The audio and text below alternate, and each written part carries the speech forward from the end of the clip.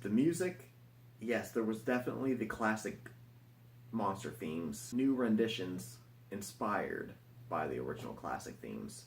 And even whenever it played the original themes, you only got about maybe 5 seconds of the original theme, and then it switched movements into an all new piece or whatever. And I think we could have had a little bit more of the original music play a little bit longer, but it was still definitely well used. Now, I saw my movie in 3D, and I haven't seen too many 3D movies, but I wasn't too impressed with this. There was definitely 3D moments in this movie, getting to see King Ghidorah's head outside of a window. There's a few moments where Godzilla looks directly at the camera, and it kind of feels like Godzilla's staring into your soul. I just went for the 3D showing because it was the first showing at my local theater.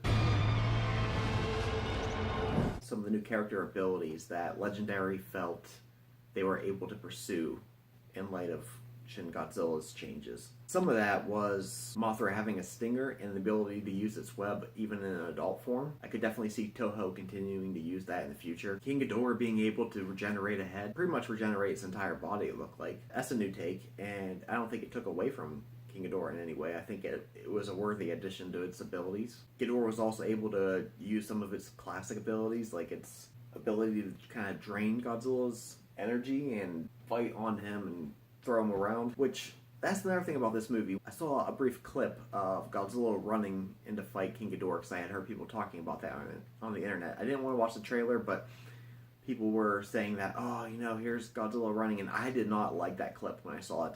However, seeing King Ghidorah be able to lift Godzilla up, for some reason, I still bought into it here. I thought, okay, Godzilla running is a little bit too much, but for some reason, King Ghidorah lifting him up and throwing him is believable for me. Ghidorah having the power of hurricanes. I don't know why it needs the ability to create a hurricane, but I was okay with that. Although, the fact that it was able to create hurricanes, I guess, so strong that it could flood all of Washington, D.C. so deep that they could bring battleships across land, that was a little bit too much for me. I kind of had to check out right there. I was like, no. Luckily, the movie didn't focus on that aspect too much, but I feel like there was such a missed opportunity there. I feel like the classic image of Godzilla in 1954 wrecking the capital of Japan, and we saw the White House destroyed, but it wasn't really on camera. It was just hinted at. There was no epic build-up. And then we finally got to see Godzilla's nuclear pulse. I think that was previously only ever used in video games. He was actually weaponizing it here. And that was the first time we've ever seen that in films. And I can definitely see Toho using that again someday in the future. But at the end of the day, this movie was just too much. It worked for Ghidorah, the three-headed dragon movie, Destroy All Monsters, because look how many movies came before that. Rodan had his own solo movie. Mothra had its own solo movie. There was multiple Godzilla movies before those movies came out. And here, it's only the second Godzilla in this new series, the third after King Kong, even though King Kong story did not build up to this in any way, really. So it's not like Rodan appeared in Skull Island to do a background origin story for Rodan to save time for this movie. Everything was just kind of crammed into this movie, and that presented a lot of wasted opportunities. The biggest problem I have with this movie is the Oxygen Destroyer just gets crapped on. They announced the Oxygen Destroyer like halfway through the movie, and I was like, oh man, I can't believe that they're actually doing this. I guess that explains why there's Fire Godzilla here. And no, it's just literally, the whole Oxygen Destroyer scene is literally just, we have this new weapon coming in, and it'll wipe out all life in a 2-mile radius. Got him. The original 1954 movie was all about the irony of Dr. Serizawa having a weapon arguably more dangerous than a nuclear bomb. Him being against that, but realizing that was the only thing that could stop Godzilla. Here it's just, oh, hey, here's a little Easter egg, it's the Oxygen Destroyer. And we'll come back to Dr. Serizawa in a second here. We also didn't get to spend much time with Mothra, or Mothra's origins. Mothra itself should have had a whole spin-off film. It should have been like set in the 1960s, right before Kong Skull Island, where they discover a similar island that's almost magical. It's got a whole mystery behind it. Mothra is the one other monster that should have got a solo movie, and that would have done wonders for this movie too. Maybe we can get a prequel at some point. So, I said in my pre-review that my worst fear for this movie was that the dialogue and the characters were so dumb that this was going to be the new Rampage. And it is. Like I said, I still love it because it's Godzilla, but at the end of the day, it's disappointing because look at some of these logic problems here. Nuclear bomb goes off deep inside the ocean next to a submarine. The bomb is so strong, it shoots the submarine out of the depth of the ocean, out of the surface too. And there's no damage done to the submarine whatsoever. I feel like the bomb should have at least crushed the submarine. Then once the submarine has surfaced, the characters get out and walk around the top of the submarine with no concerns of nuclear radiation contamination. The same submarine that was just in the middle of a nuclear blast. But 5 minutes earlier in the movie, they were talking about, well, we don't want to go any closer to Godzilla because there's radiation there. But then they go right in the middle of a blast and they're okay with it. So that's one major logic problem. Another problem, maybe this is just paying homage to the old stock footage that was always used in Godzilla films. There's a fair amount of stock footage thrown in here for exposition purposes. And it's stock footage directly from Kong Skull Island and Godzilla 2014. And the problem is the footage that we're seeing is the footage that the audience sees in those movies. Not footage that was caught on security cameras in the films or anything like that. Why are they having the same footage that the audience had? Speaking of problems, the movie kind of scammed everybody here, talking in trailers about, oh, there's 17 monsters, not including Godzilla. So there should have been 18 monsters in this film. And when it's all said and done, there's only about 6 other monsters besides Godzilla. They show a little map where there's all these other kaiju across the world, but you don't get to see them at any point. They only show like 3 other ones besides the 4 main monsters. So that was kind of cheap. Speaking of the trailers, that there was some footage that was either unused in the movie or alternate footage was switched out. Not that that's a problem, it's just I don't recall that beautiful scene where Mothra spreads her wings. I didn't see that actually happen in the movie.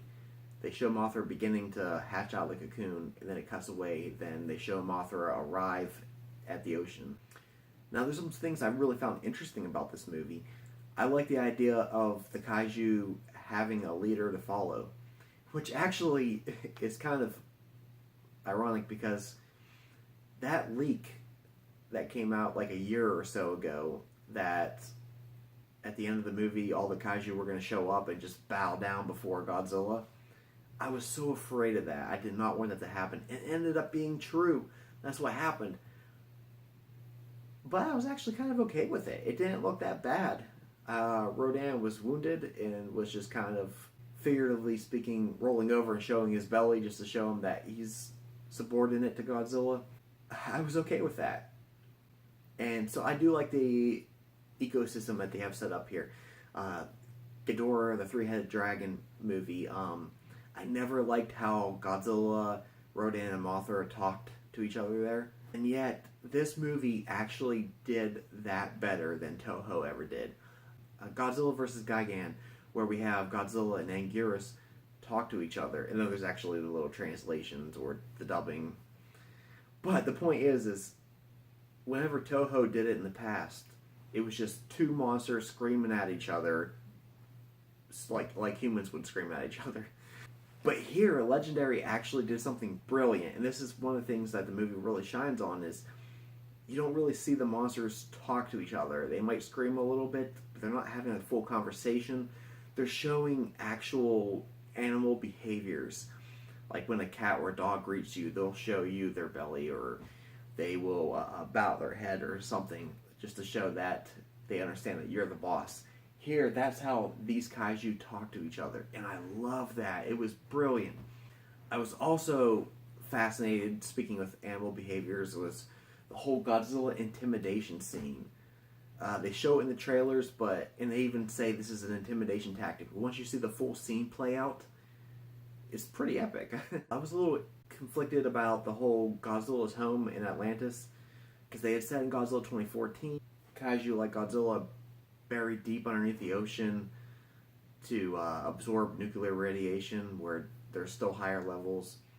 I did like seeing Godzilla in there resting. You could see the radiation kind of glowing around his spines. Not blue, but the tales that you hear of like something that's highly irradiated. there's like a glowing effect almost to it. That's what Godzilla was having, and I loved that. However, the whole kind of journey leading the submarine into what I assume is Atlantis, it wasn't bad, but on top of everything else that was already going on in the story, it just felt like it was just a little bit too much. But still, I did like seeing Godzilla's home. I noticed that one of the new kaiju in this movie, it looks like it's a full-grown adult spider version of the spider that we saw in Kong Skull Island, with the draping tentacles out of its mouth that were feeding on the humans in the jungle. So we have that. The Muto thing returned. I don't know if it was a Muto or if it was that Alpha Muto from the Godzilla Aftershock book, which I have not seen yet because I don't think it's out. If it is, I still haven't seen it. So back to the Dr. Serizawa thing, and I really want you, the viewer's opinion on this here. What did you think of Dr. Serizawa's conclusion? In the original movie, he died to kill Godzilla. Here, he died to save Godzilla. It's a little neat mirroring parallel storyline here, which I like how it's reversed. However, the whole point of Dr. Serizawa was he was hesitant to use his bomb because he didn't like nuclear bombs, and his bomb was worse. But here, he's like, oh, nuclear bombs will save the day. So it kind of goes against Dr. Serizawa's message the whole entire time. So I do like the parallels that they drew, but at the same time, I don't know. Do you think it respected Dr. Serizawa's legacy? Also, this is the first movie, I believe, where we actually see Mothra and Rodan fight each other. That was something new and pretty interesting. I like that. Nothing else to say about it, but it was a clash that we had yet to see. So.